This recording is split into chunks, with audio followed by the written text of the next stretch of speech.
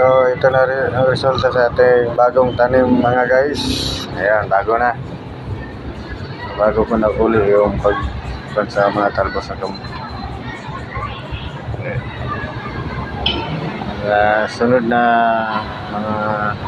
mga 1 month siguro pakita ko sa inyo kung anong resulta.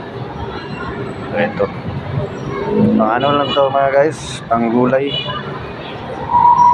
Kami wala kaming libre dito pagkain, tapos minsan dito ako kumuha ng ano namin pang gulay.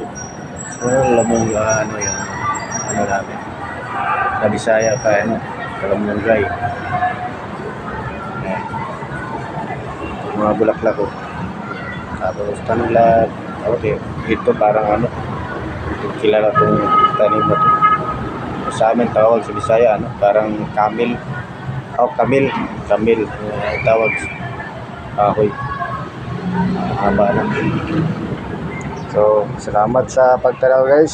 Sa sunod ng uli ng video, i-subscribe na lang sa YouTube channel ko. Thank you guys.